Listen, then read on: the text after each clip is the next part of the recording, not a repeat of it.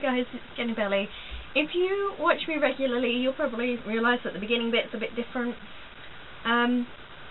What this is and subsequent videos with that beginning bit is going to be on is kind of my answer to a Q&A thing, but it's not really, because I'm not just going to reel off a load of answers to different questions. Each video will be directed at one issue, and it might not even be a question that I've been asked, but something that's come up in a conversation that I've had with a fellow artist, because I'm getting a lot of you guys emailing me now, and that's really great, and I'm getting to talk with you about art, your lives, things that have happened, and you know, things that will help and stuff. And so it's kind of that, but it's also a kind of vlog of mine, because at the end we'll either do techniques together to try and overcome whatever issues it is, or like the end of this one, I'll just show you stills of my own work to try and prompt you guys to say it's alright. It's really okay. So that's what these videos are on, is kind of my way of trying to help the people that might have an issue about this particular thing. So this one is on ugly pages. I'm just going to kick us off because something we all have an issue with, and this is particularly for those of you that are new art journalists, because you will not like the majority of what you create. Only natural, and all it is practice and patience and persistence that's going to overcome that. That's the only thing that will help it.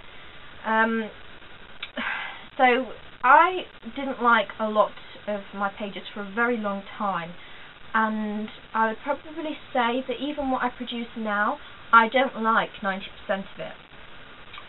Well, no, that's not true. I'm indifferent to 60% of it. I don't like 30%. 5% I'm okay with, and 5% I like. So out of every 10 pages or 10 projects I make, I only like one of them. And that might seem like quite a bad ratio, but actually that's twice as good as what it was 2 years ago, and hopefully it'll be twice as bad as what it will be in 2 years. It's all a learning curve, and even though I'm saying that, you know, about the ratios, the thing about art journaling in particular is it's not about the end result, but about the process. So if you don't like a page, don't just go over it. Don't, you know, this is why I've got pages to show you guys, is because I have never covered over something that I've done it when I've gone, oh, I'm not liking how this is going in the process of creating a page, but not when I've gone back and looked at it and gone, I don't like that, so I'm going to erase its existence. Don't erase its existence, because it's part of your journey to where you are going.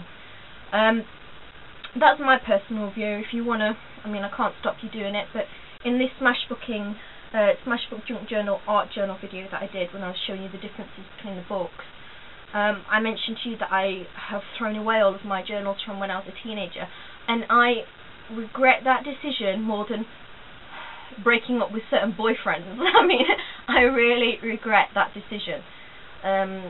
So that's just from personal experience. I'll say don't cover things up.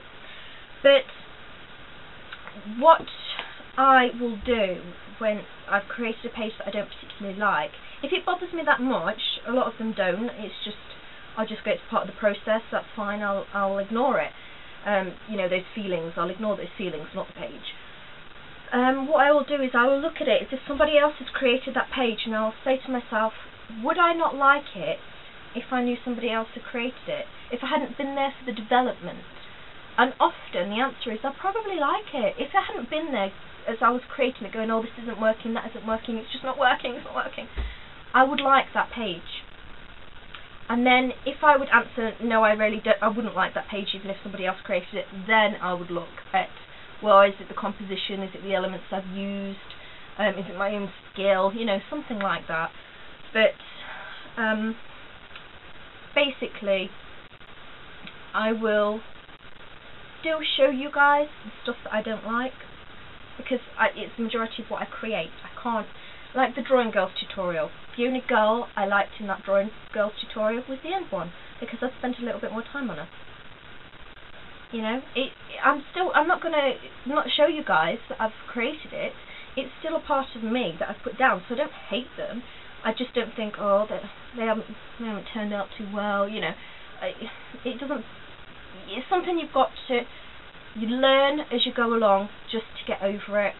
You really do. And if you're there thinking, oh, I never will because you're too self-critical, I was like that through all of my teenage years, and which is why I threw away all of my journals.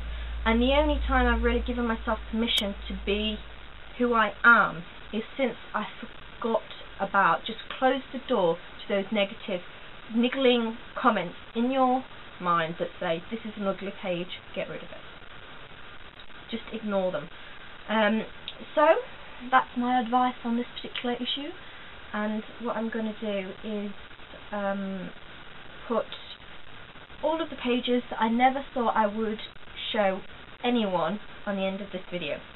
So you are really going to see some pages that I consider really ugly, the ones that in the beginning I would have gessoed, the ones that I would have torn up, thrown on the bonfire. These are the pages that I really do not like, and even when I look back at them, I'll go, I don't like them.